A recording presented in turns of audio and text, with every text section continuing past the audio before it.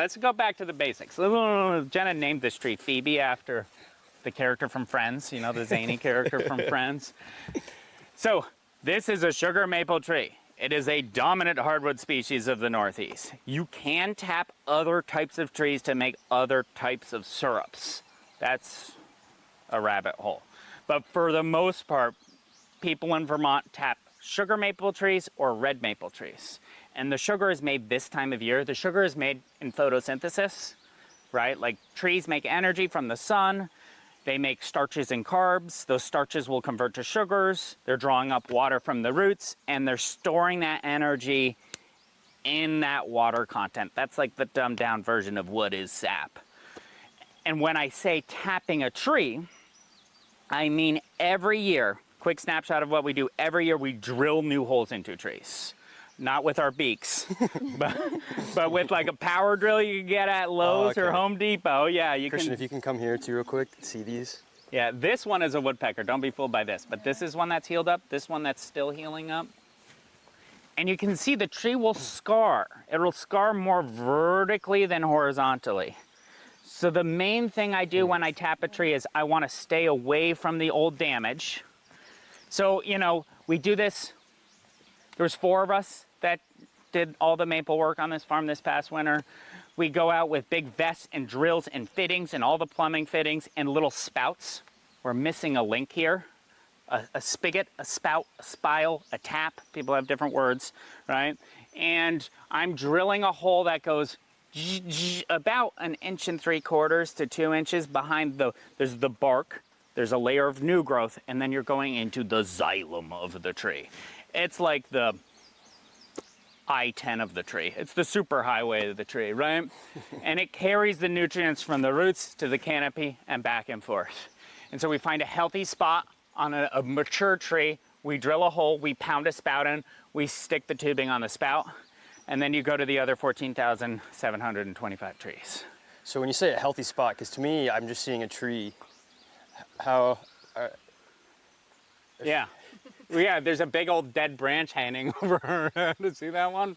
So this isn't like, Phoebe's not gonna be maybe a great-great-grandmother tree, but I have technically, because I'm certified organic, I have a big box away from last year's tap hole I need to stay away from. Okay. When we can visualize this in the sugar house, I have a cross-section of a tree, but this scarring is called non-conductive xylem or non-productive wood in sugaring, and basically it creates dead wood right around this area. And I don't want to drill into dead wood. It's a part of the tree that won't carry liquid or gas. So that's really important to good yields. We don't just give anyone a drill to tap trees. Normally I train someone, it takes at least a day, usually 2 days, before we stick them out in the woods drilling on their own, because we make our living with the trees. Yeah, yeah. But trees, right? Some trees are less healthy than other trees, just like some people are less healthy than other people. Maple trees die from the inside out. They become cavity trees. So I'm looking at, see this snag up here? Right, we used to tap that tree, and you can see all the dead wood in the center of the tree. Yeah. That's a maple tree that fell down. You can have really old maple trees in the state of Vermont. There's trees that are older than Vermont that are like 300 years old. We tapped trees this past spring out back near the abandoned sugar house that Jenna's great-grandmother Sarah Baird tapped in 1918 that we made sugar from this past spring. Wow. Yeah, it's kind of romantic. That's awesome. Into romance, yeah. How'd that make you feel?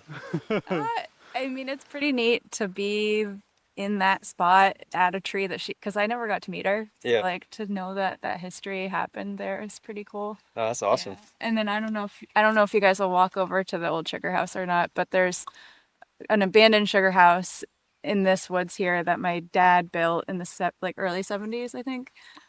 Which also is kind of neat because I don't know, you think about being in that space when like there was a lot of hustle and bustle over there, and He built it on the site of your great-grandmother's sugar house. her And- sugar house was there, and I think it might be cool to show them the book. I made a book of all these different photos over time, and her sugar house is in there. Yeah, we'll get a kick from that. Yeah, I mean, we all know time and space is just the soft spot, you know what I mean? Maybe slip through a portal and see them back there one day. Okay. Anyways, just to get back to just like really painting the big swath of what we do. So every year, annual chore, you drill holes into the trees. We typically do that in the dead of winter because we want to drill all the holes before the winter thaws. We make maple syrup when it gets warm. You really need temperatures above 32 to catch a sap run or a sap flow, which is the language we use. This past season we started on January 4th, drilled all the holes. We had a real old-fashioned snowy winter in Vermont. It was thigh deep in snow. It was slow work in the woods. We didn't make any syrup here. Like, we didn't fill the tubes with sap and turn on pumps until February 26th.